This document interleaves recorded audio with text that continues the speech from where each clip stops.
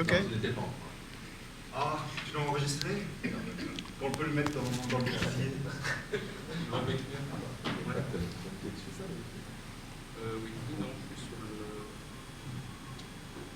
Thierry, you tell me when we start.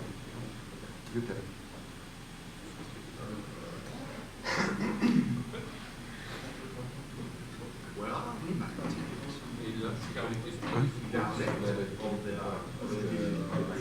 Albert? In bed. What?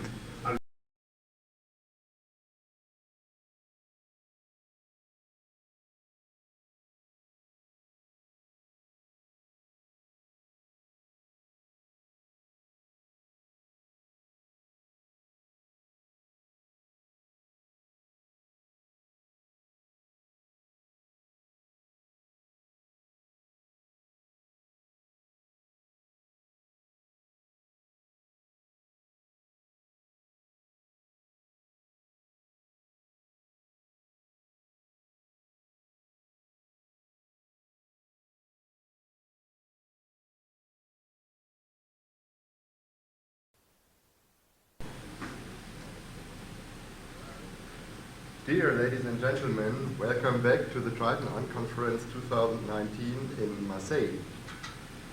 Before we start, the president of the Tryton Foundation would like to have some words of thanks. Nicolas Silva. Whoa. So, hello. So we would like just to thank the EMD for hosting us, Liberties for the grant they gave us, which allowed us to be here, and of course the staff, which managed to organize everything. And I know he was a bit afraid, but finally he nailed it, so give him some applause.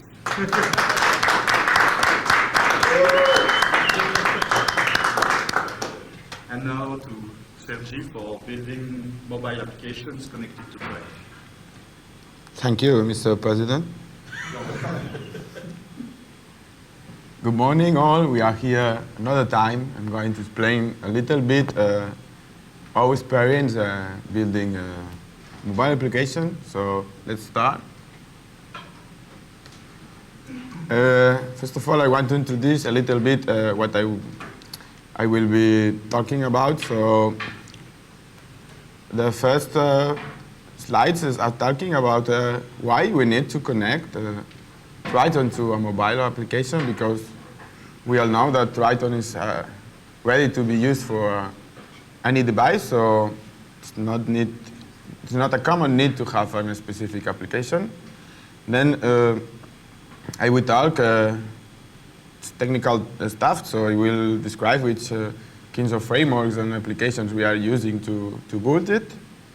Then talk a little bit about which problems do we find, because it's the first application we built, and everybody knows that when you build something for the first time, there's always problems. Maybe on the third and the fourth time, there's always problems. So, and then I will show you a little bit the application, so you can have an idea on how it works, and we will discuss. So, first of all, why we need a mobile application? Well, this is a custom solution for one customer that the company is generating a lot of work orders. So you have a paper which say to the employee, you have to go there, perform this work, and then this work has to be normally signed by the customer, so they approve that is done, and then it's something like, I approve that you bill me for these services. And then this paper goes back another time to the office, and there is an employee that's full-time every day entering all the orders of the other employee to the system. Well, this is maybe exactly the same with a little bit of detail, but there are some problems with this kind of way to manage. First of all, there is a lot of paper to be stored, so we are cutting all the trees of the forest, so it's not very good. And there is a lot of work by the employee to enter the information on Tryton. The information is never up to date, so there is some steps that the time that has to pass to have the information on the system, and then generates some delay on the invoicing process. So it's not they are not invoicing the work that has done yesterday, so they need several days, and then the money workflow goes a step larger. And of course, it's the one thing that it's not possible to solve, but we should try to prevent that. When the information is written down to the paper, then enter it another time to the system, it causes a lot of human errors. That's something that we would like to fix also. And now with a mobile application, the idea is that the employee is every day out of the office, so when he goes up, starts to work, opens their mobile and say, okay, what I have to do now, has a list of all the tasks that has to be done and where she has to go, goes to the first task, does it, and then the customer can directly see on the touch screen of the mobile. And this is saved and sent directly to the Tryton server, which causes that there is less work because it's done directly by the employee, and the information flows faster to the system, and invoices are generated faster. So that's the main difference with the current workflow and with the mobile application, and why we need to develop one mobile application. Okay, because the idea is that the employee is always out of the office and they work, so they need the information on their phone. Okay. Then let's talk about how we boot. I don't know if you have never thought or built a mobile application, but there are two major ways of developing mobile applications. So there is what we call native. So you have one application for Android, one application for iOS, one application for Windows. So the code is specific to the platform. In Android it's Java, and iOS it's Objective-C, and in Windows I don't know. And then there is hybrid, which is you build some kind of web application that's adapted, of course, to the phone size. And then you make this a package for each application. In this case, from the start, we've had clear that we were targeting only Android. So for us, was the same to write a Java application that a hybrid one, because we only targeting one kind of mobile platform. But do you know what we choose? Yeah. So we choose the hybrid. It's for a simple reason. We are more comfortable writing web applications. We do it more often. We have some experience with SAO, with custom web apps, and it's a matter of some tools that you already know, and you don't have to learn new things. Of course, there is the hybrid system that's to package this web application into the platform, and there are some kinds of tools that are specific for the platform that you should learn. But we try to minimize the learning curve, so we use something that we are more comfortable about. So we chose Cordova. Don't know if everybody here knows what's Cordova. So Cordova is a system that is using a technology that's called WebView. So there is an application that it's a normal application, and then when you open, it opens a browser and points to a static page that's inside of the application and runs this static page. That's something that the user does not know. So it's like running a website, but you are in an application and your user expects to have the look and feel about the system, because it's more comfortable for them. And then how we solve this problem. So we used two front ends here, two front ends frameworks. It's not that we are using two different things. There are two front ends that are integrated with each other. So there is the JavaScript framework that's Vue. It's some framework that I wrote and I like it to try. That's why I picked. It's the easy solution. I like why to try. Never tried anyone, so just pick one, try it, and if you like, keep it. And on-scene UI, it's what Vue is the part which modeling the objects and rendering the view, updating the fields, so on the screen. And on-scene is what we use to build the user interface and have the look and feel of the platform. On-scene UI is something that targets Android and iOS. So you develop for one platform in the web, and then when you run in the mobile application, it loads different themes or CSS automatically, and then it shows like the look and feel of the target platform. And although we know that we are only focusing on Android, we thought, well, use this that in the future you may use for another options. That's a little bit how we build. Here is some screenshot about how it looks like in an Android application.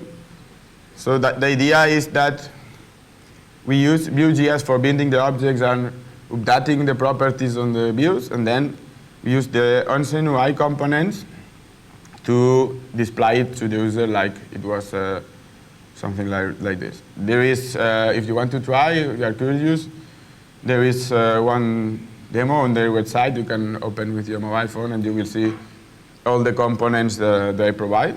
It's something that if you like, go for it. And then that's how we build the interface.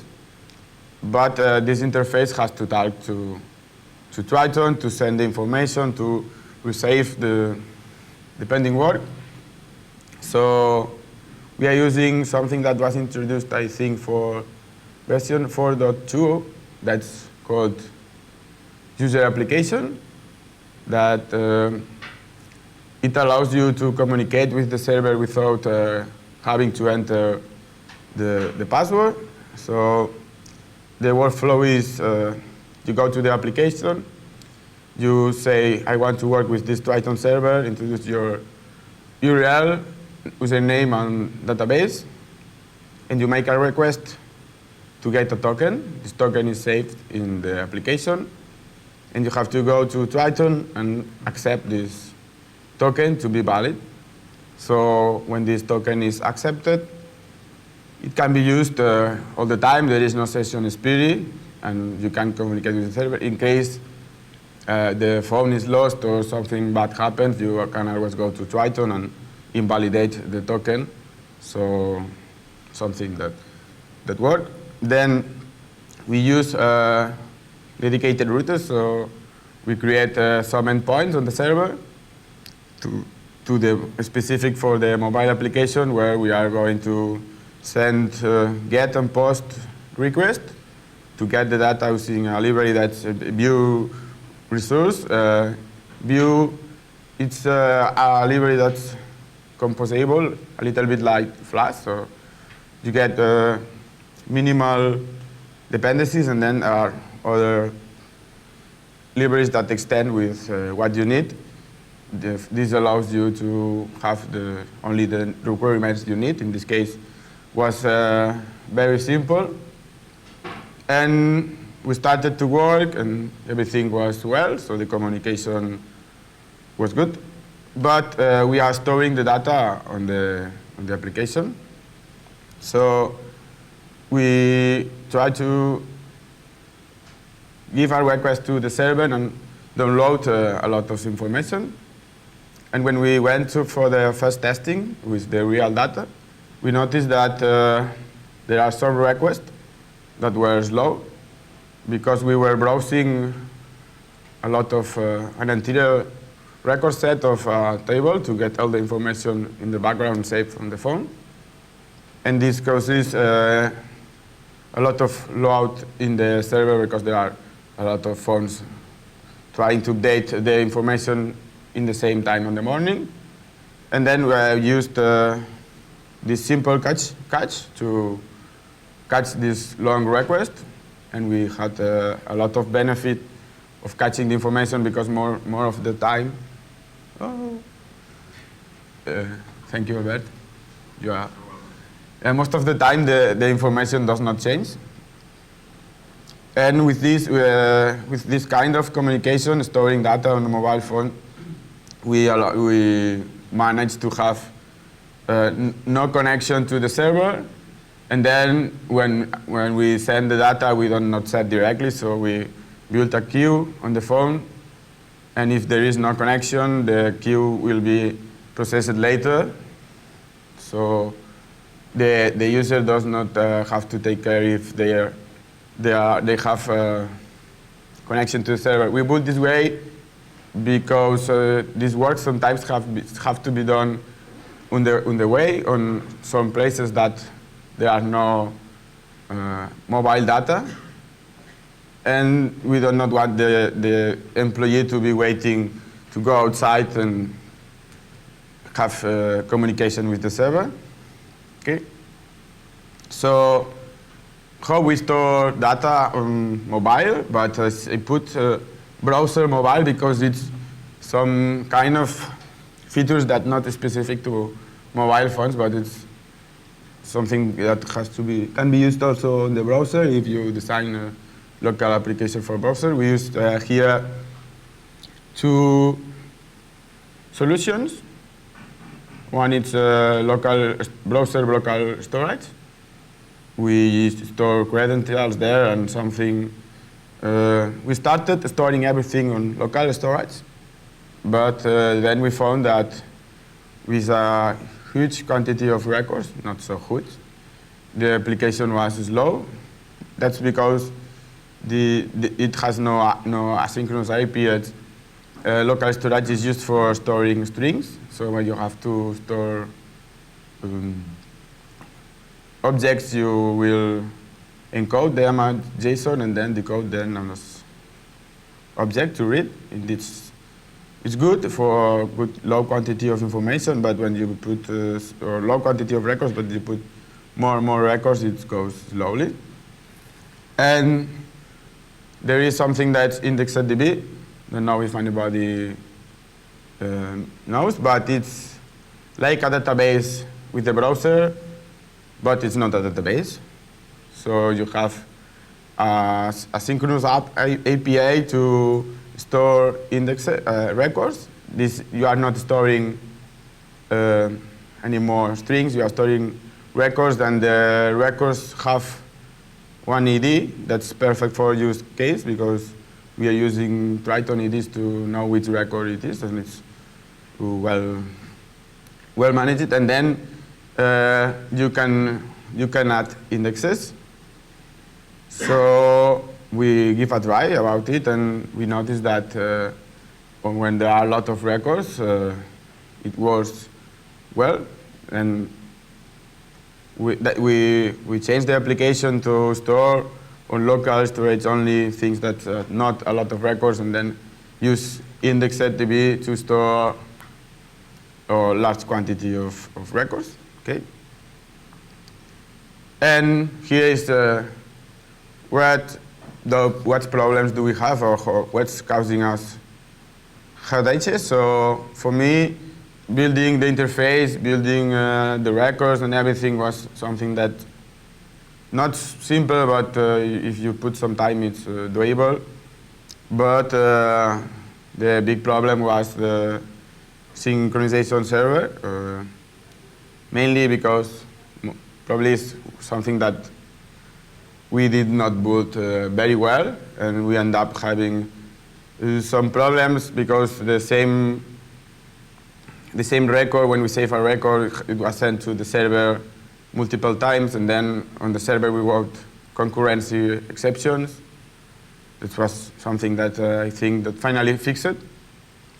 But there is another problem that if you have an offline synchronization queue, then you send the information in background, but you create some record, and then there is a exception on Tryton. It's not maybe concurrency exceptions, that was the first that we found, but they found that also if the user enters wrong data, then in the server might cause some exception, and you will not notice. This will be on the queue, and it will be processing forever. So you have to check the server logs, and the user has the feeling that the application does not work because it does not have any notification or something like this. So how we fix it? We added a configuration value that you can see which objects are in the queue, and you can clear the queue. So what we do is, for now, of course, we try to fix as much as possible errors, and the synchronization progress works quite well, but we expect that we know that maybe unexpected errors, so we have the user, at least maybe not the user, but the system administration, some way to connect to the phone and see what's missing and which shipments, which information is causing the problem. We had also in the queue, on the first problems is that we always process the queue from the start to the end. So if the first record was causing some exception on the server, we try to process this record all the time, and the queue was being huge.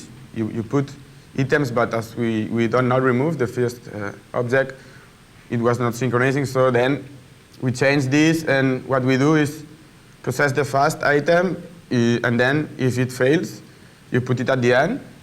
So at least the other information is being processed and sent to the server. That's some things that for me, maybe it's an experience to build some kinds of queues, but when you are designing the systems, you do not think about it. And then when you go to testing or production, unexpected things happen, and you found that you have to fix your application. And then this is something specific, but I think we have already solved. I'm not sure. Have to do some testing, but we found that we are using, I don't know, it's Google to send notifications to the user. The usage of mobile notifications is more or less like we do in Tryton. So you call a method. This you have. We'll explain it later, but you call a method and then you say, send me this notification, and this goes to the Google servers, and Google sends you to the mobile phone.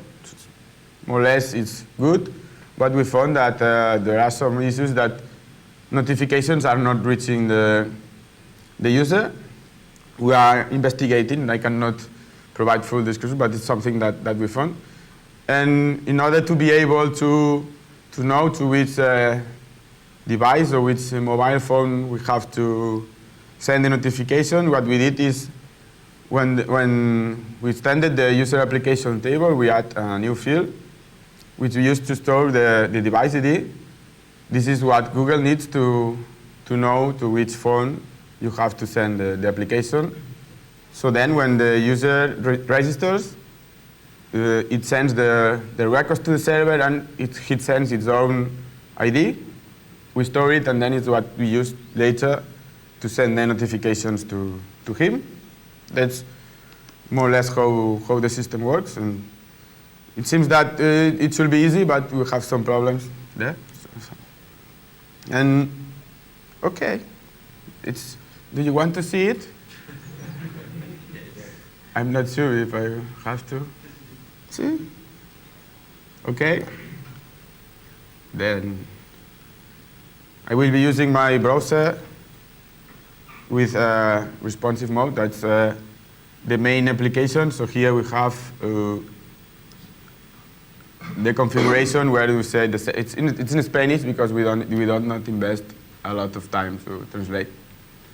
We say the server, the database, the user, and here is the token. We only show the first part to be able to know which application is registered on the server and what you have to accept. We used to don't put the version number, but at the end we add here some numbering because we found that the users were not updating to newer versions, and they say, oh, I have something that's not working, and what I said is, which version do you have? Please update, because most of the time the problem was already solved and they have to update the forms. And then here there is some listing about what he has to be done. You can, I think you can get later. You can search. So it will search in the database, in the indexed database. So we are searching for name. We are using a lot of the like operator, but the fun thing is that indexed database does not allow you to do it. So what we are doing is fetch all the records and use a regular expression to do the like filtering, because it was a requirement for our customers. So that's what we did. Okay. Then the idea is that here you can paginate, go to the next, or create a new record. Okay. And what I would like to show is this. This is the work form. We had the user had to introduce their time spent, and what we do is we allow to manually input the hours in case they missed, but most of the time what they are doing is to click a timer, then go back, and you see that now I have here some icon that's this is the work that you are working for. You can go and say, okay, I have this is the list of products they have on their own, and then do I have this product? Then come back and then okay. And what we found is, okay, where is my working sheet? I was working on something, I did not remember the number, and then that's why we put in the first record to be able to know that you are working. In this case, if I go to another one and try to start, they say the application says you cannot start because you're working on another one. So it's like a kind of logic useful for him. Then you can start, you can add some products from that you used to do this work. You have something to write if there is the work done.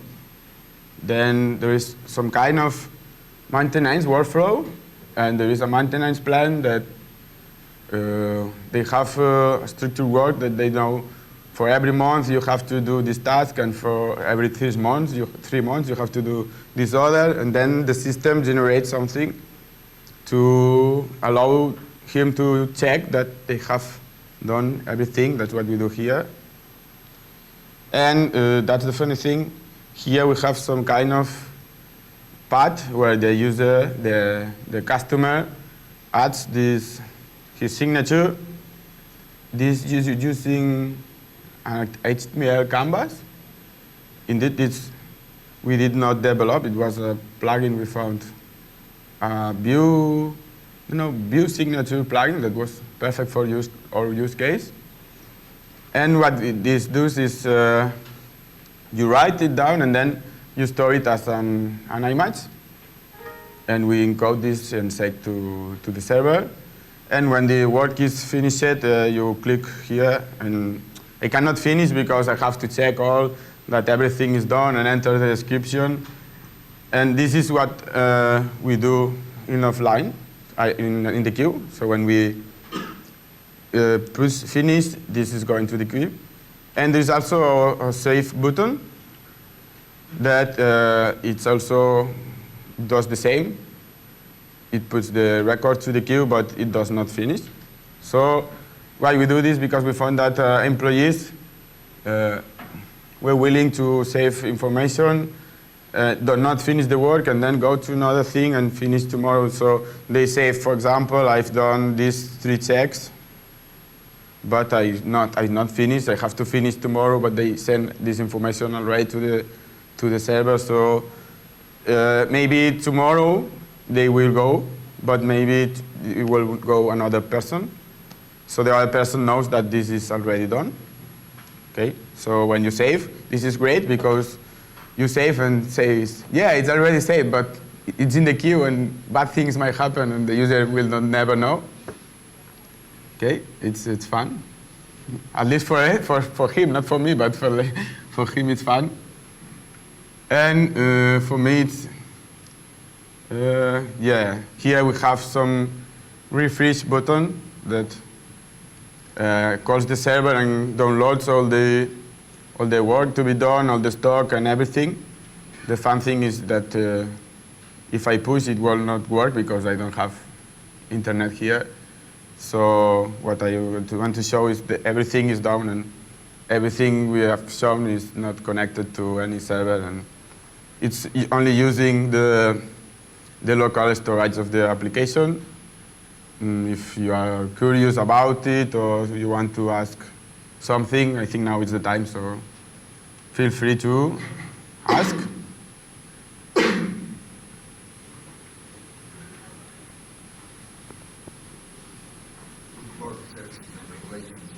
Thank you. The question I want to ask you is, why you choose to connect to the mobile phone application with the user application instead the web user phone? Because web user requires you to use a login and a password.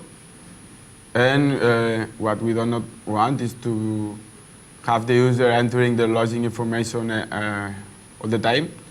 So for this use case, you have to take into account that there is somebody that installs the application to the employee, configures it, and leaves it forward. So for the employee, they do not have to think if they have the credentials. Or here we show the employee name, but you can change. But most of the time they do not use. They have all the application pre-configured for him, and they just enter and we try to focus that the employee only sees the work has to be done and not login information, not has to remember. It's also used for people that does not have so a lot of training or information. It's workers on the street, and we have in mind that this has to be very simple, and we have to remove all the barriers possible to make it easy to work. And that's why the user application was a perfect fit for us here.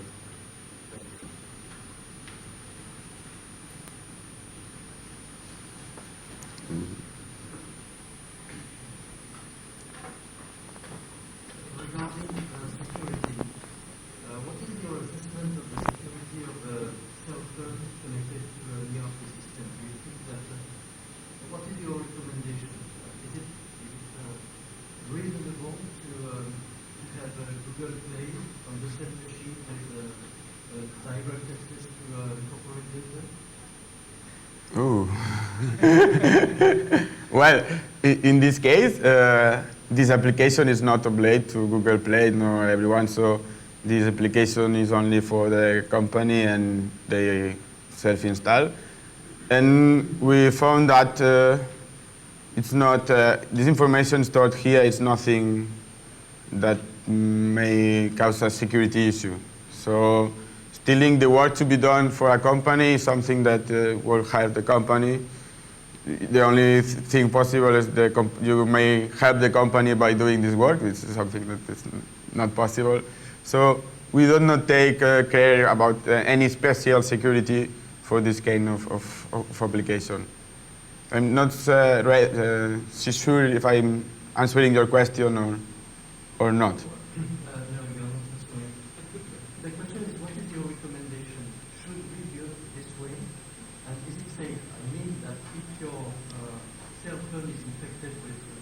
hundreds of licenses, Hmm? will it provide hidden access to corporate data for the world? No, not sure, but maybe, but Is it protected? Did you think about the protection about that? yeah, but Or is it internal problem?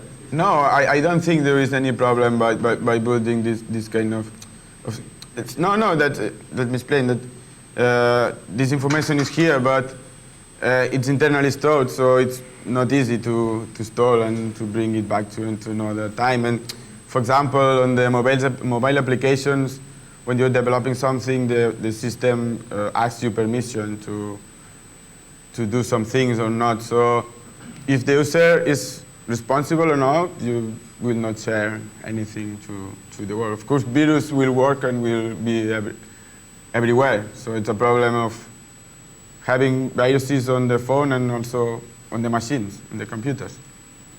And obviously, and if you use SSL, you agree to record unencrypted results of the RPC call. I think it's safe. Safe. Indeed, the web application access gives only access to a set of entry points, a limited set of entry points that work only for this application. Oh, yeah. So if you store the access, you will have only access to what the application has now. You cannot browse the invoice or have access to whatever, no matter the groups But the that the customer, user has. but the customer, Ah. the customer list.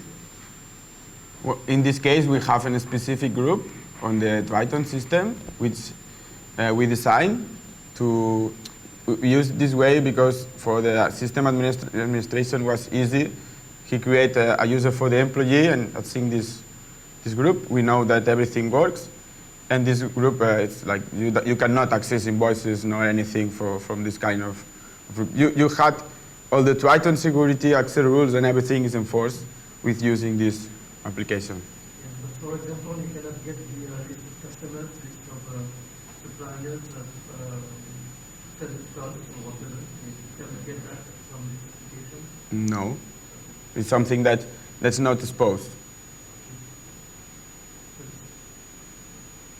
It's the idea is that we decide which information to expose, and this application is not using the standard Tryton communication, so it's using endpoints that we designed, and we decide which information to work. And furthermore, these endpoints are using the system, the Tryton rule system, access groups, and everything. So you control that the user cannot access unallowed information.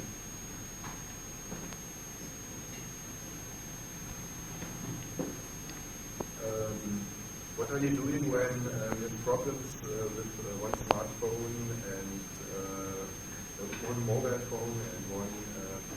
There are problems and the communication doesn't work, but there is information inside the phone. How you get it out? Do you need the phone in hand, or can you? Most of the time, what we are doing now is we try to fix the error on the server, but as the data, it's not possible.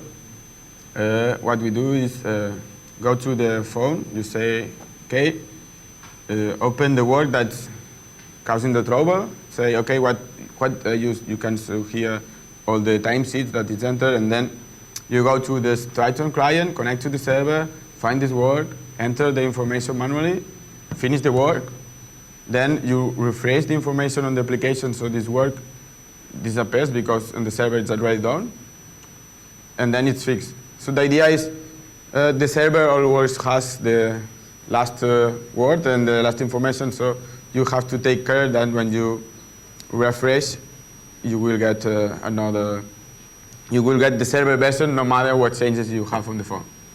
That's one compromise, one decision choice.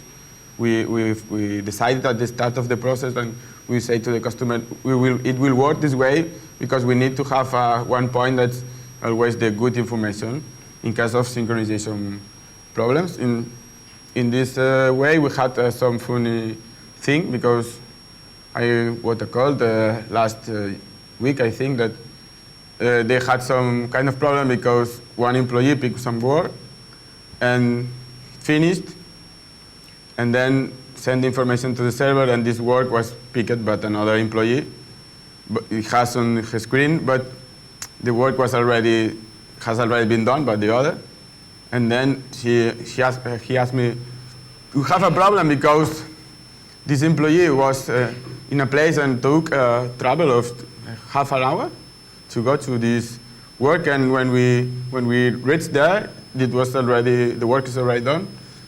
How we can solve it?" And say, well, it's not a technical issue because the program works this way. You need to have it offline, so you have to think a little bit how you use. And if this happens because on the system we create a lot of work, and at the end of the month there is less work. So at the start of the month, every employee is everywhere and everything is done, but when there is less work, there is more probability of two employees working on the same. And what I said is, well, please take care at the end of the month to refresh the information sooner, or at least you can go to the server and decide which people has to do this work. Because normally we assign the same work to more than one people. So when the employee goes, the first who goes does it, and the other no. And what we say is, at the end of the month, you have to decide at the server which works has to be done for one employee and what wants to the other, so you will not get any conflict. I have another question. How do you manage API key revoke and management on the smartphone? This is already handled by user application. So no, on the phone. On the mobile phone, did you do that Android by hand? Yeah, but once you've revoked this on the server, on the mobile application, every time you try to connect to the server, will give you an error, and then you have to clear and set another token. Thank you. Okay. So the employee has to initiate this synchronization manually each time that they want to connect? When they download information for the server, there is some, they can do manually, but there is some times in the application that it's done on the background. You do it repeatedly, like Yes.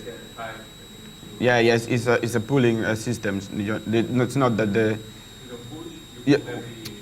Well, there is some part of the system that here we're talking about work orders, but there is we call warnings or notice that this part is something that has to be done or checked at first. So in this way, is where for this kind of records we send the push notification to the application, and then they get the new record. But the idea is the application is designed to pull. So you decide when to download information. There is a question on YouTube. When you don't translate the application, so the question is, how do you translate that? Does it use Tryton model translation? Whoa. So for now, what we are doing is on the server we are forcing the language. So because we want everything in Spanish, so we're reading the data on the server. We're using the language Spanish. But if you want to have information translated, what has to be done is first of all, translate the application to each language. And then when you send the information to the server, you have to send the language code. So this on server side, it uses it on the context. And then Tryton will browse all the records and all the information using this language.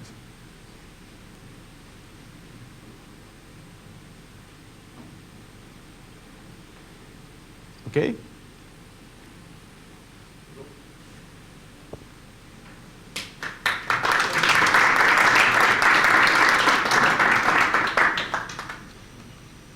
Thank you, Sergi. Thank you, Udo. Please, the next presentation. I'm not sure who it was, who it is. Okay. Okay, maybe some introductional words in between. We have to finalize the Tryton configuration today at 5 o'clock. I mean, we have no spare time at the end because we must clean up some stuff here in the rooms and so on and so on. And so we need to stop at 5 o'clock, but I think